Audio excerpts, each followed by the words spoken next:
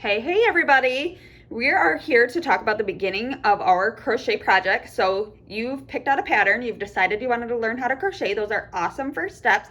What we need to do now is actually begin. So let's go ahead and practice the beginning part of any pattern. It's the slip knot and the chain. And then we're also going to talk about the single crochet. That may or may not be part of your pattern, but we're going to talk about that in this video. So without further ado, let's go ahead and pick up our yarn and get started.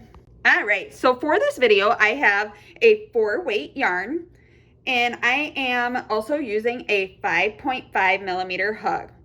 For practice purposes, it doesn't matter what you use. I'm just using this for demonstration, so it's easy to see and manipulate for you. So I like to grab a hold of the yarn and fold it, and I like to make a loop up here with and hold it with my right hand and hold on to my other ends with my left. And what I'm going to do is I'm going to go ahead and I'm going to twist that yarn with my right hand.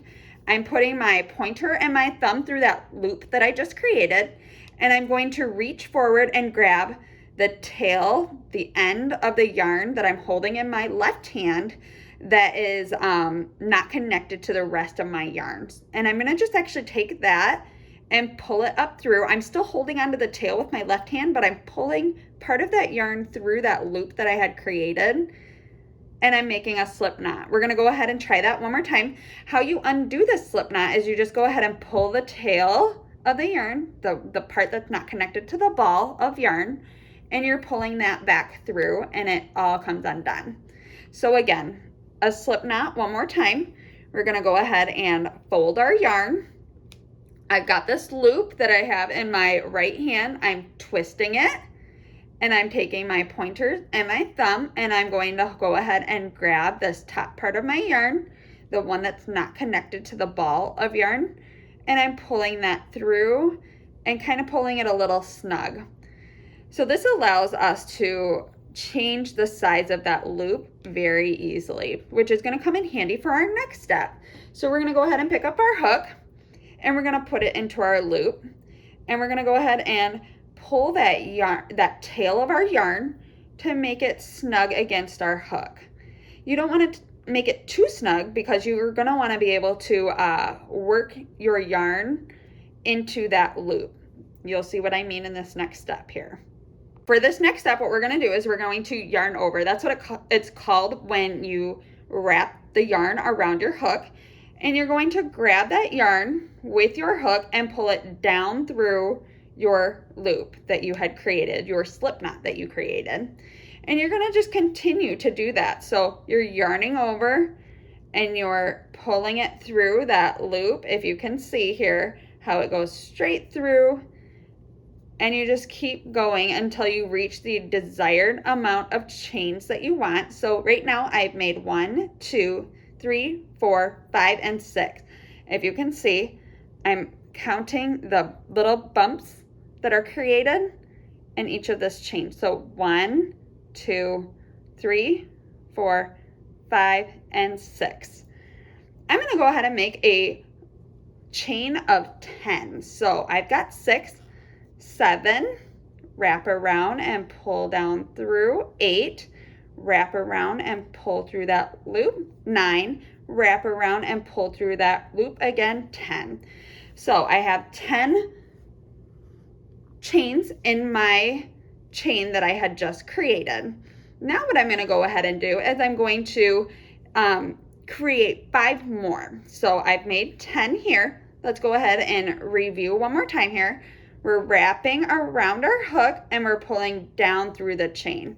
So 11, 12, 13, 14, 15. And if you notice, I kind of hold the chain in my left hand while I am wrapping it around, and I've mastered a back and forth motion from going to my right hand. I wrap the yarn around with my left, and then I move that chain back over into my left hand so that I can pull that yarn through. So now I've made 16 chains. What I'm going to do next is I'm going to go ahead and I'm going to start working back across this chain, and I'm going to show you how to do the single crochet stitch. The single crochet stitch is going to start in that second chain from your hook. So you have one loop on your hook, you have the loop directly next to it. If you start working into that loop, you're going to start undoing your chain all the way back down. So you don't want to do that. You're going to go into not this one, but this next one next to your hook. And you're going to insert your hook into that stitch, and you're going to, again, yarn over. So you're grabbing this yarn and you're pulling it through that stitch. So you now have 2 loops on your hook. Next, you're going to yarn over one more time, and you're going to pull through both of those loops. And now you've created a single crochet.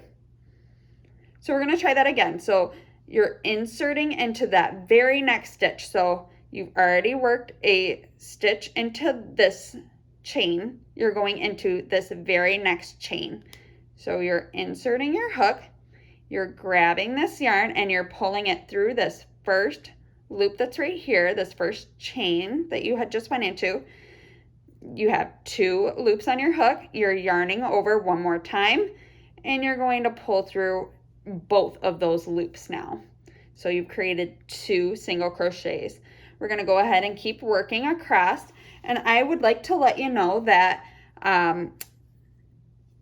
it's going to take some practice on how you are comfortable holding your hook. If you notice, I hold mine more like, I call it fork style, but they have pencil and knife style. So I guess this would be more knife style. And then there's some people that hold their hook more like this. So it's whatever's most comfortable for you. As you can tell, I am not comfortable doing it this way, but some people might be. Try it and see what works best for you for sure. And then the other part that you have to master is how you're going to hold your yarn. Like I said, I like to hold my project in my left hand and kind of wrap this yarn around my fingers. So I hold it in my 3 bottom fingers and I wrap my pointer finger up and around that strand of yarn.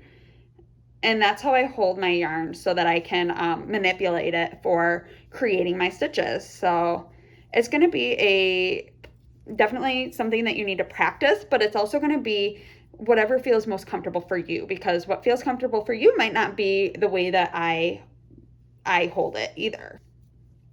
So we're continuing to make these single crochets across.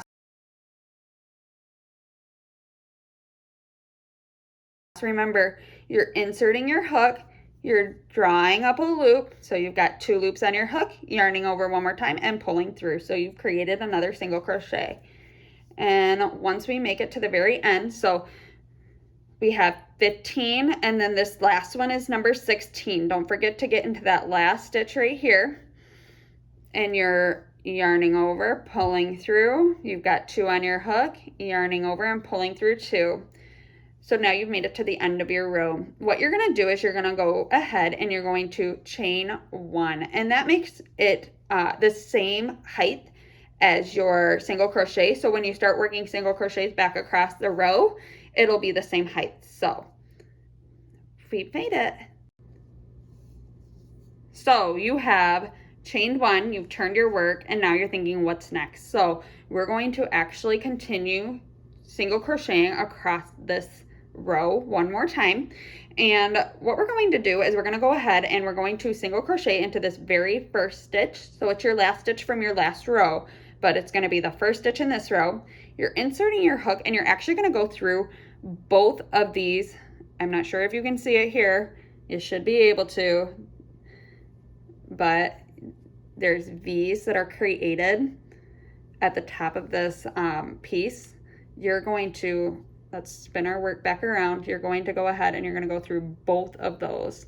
So where my hook is placed, I have both of those on my hook. I am yarning over one more time. I'm going to pull up. I've got 2 loops on my hook. I'm yarning over and pulling through 2. So I've created a single crochet.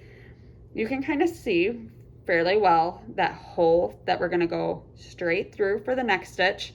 We're yarning over, pulling up, 2 loops on our hook, yarning over and pulling through 2. So it's fairly easy. We're gonna make sure that our tension is fairly even.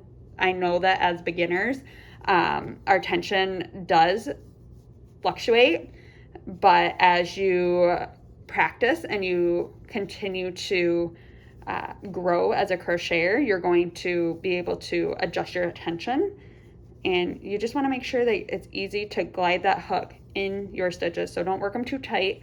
That's the beauty of crochet. You can always pull it back out if your stitches are too tight. So we have worked across our entire project. We made it to the next end.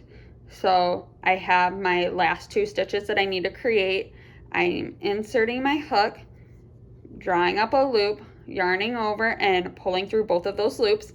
And then this is it's a little harder to see, but you can see that our work is not even. So this is the very last stitch that we're going to go into. It's kind of curved a little more.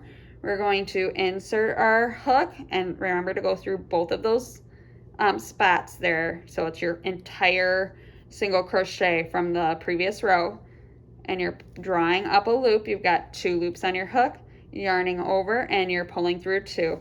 And again, remember, we're going to chain 1 before we begin our next row when we're continuing to single crochet. And you'll turn your work and you'll just keep on keeping on. Thank you so much for watching. I appreciate it. If you stay tuned, we'll get to double crochets in the next video.